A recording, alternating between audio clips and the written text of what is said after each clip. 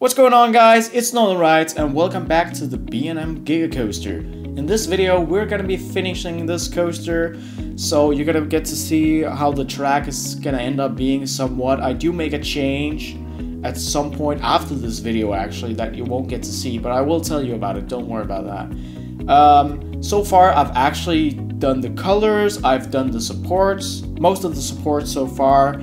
The video or the coaster itself will be ready for showcase very soon. Just remember that I also do have some other videos that have to get out before the actual POV, but the track itself is done now, and even though you don't actually see me smooth or make the supports and colors for this coaster, I can tell you right now you should be excited for the POV, because I think I'm pretty proud of this coaster.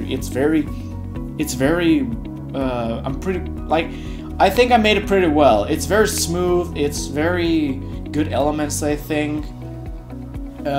It's a bit of a spaghetti ball of a coaster, unlike, I don't quite remember if Leviathan is much of a out and back coaster. I know Fury is, somewhat.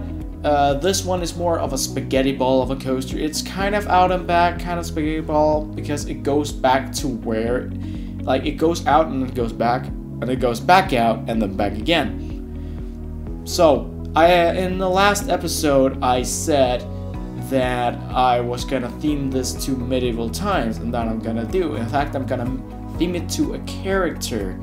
I still won't say who it is, but as you can see here, we are in the making of an airtime hill. And the thing about B&M airtime hills, at least on Hypers and Gigas and Megas and such, they have pretty funny airtime hills, I think. So the way B&M makes their airtime hills is they go smoothly into the they go smoothly up, then they start going down. It doesn't have very strong descent, and then at the top it has like a sharp cut downwards again. So it's very sharp at the top, but otherwise it's very outdrawn. I guess you can say it's very drawn out. And so here we are at the last portion of the ride. At this point it didn't have super much speed. I still wanted to have somewhat, a little bit of airtime going into the final brake run. So what you're seeing now is almost the last part. I'm gonna make a bit of a turnaround here, and afterwards I'm just gonna get it back into the final brake run. So the last airtime hill you saw there is actually, it's 2 meters shorter than the one before it, and I thought that was going to be fine, especially because the friction of this coaster is turned up to 1.1, but in fact it's more ejector on that hill, but I'm fine with it because I wanted this coaster to have good airtime. It does have good airtime. I think that is going to be a very enjoyable coaster. And speaking of airtime, what we're getting into now is the element that I promised to make in the last episode. I said Fury 325 has this turnaround, this 720-degree turnaround, where it levels out in kind of a wave turn style way. And so I wanted to have a wave turn as well, which is what I'm gonna make now. Here's the problem. This wave turn is horrible. The wave turn that I ended up making in this video was absolutely terrible. I liked it at first, but not after a while. What you're seeing right here isn't the final wave turn. I eventually make it go the other way.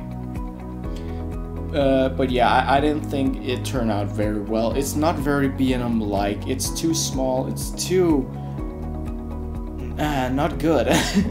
So in the final product, I never ended up having a wave turn. I just completely gave that up, and I just made the wave turn that I eventually had into into an overbank turn, a stangle dive, if you will. Right here I'm making the hill into the final brake run just because I wanted it to go straight. I didn't want it to turn into the brake run, so I just make sure I can do that. So yeah, here you see me make that wave turn that I was gonna have and that I ended up with. And as you can see, it's very small, it's very sharp, it's it doesn't look good either. Neither off-ride or on-ride. It looks terrible, and it is terrible, and it doesn't do very well with the forces, I think, either.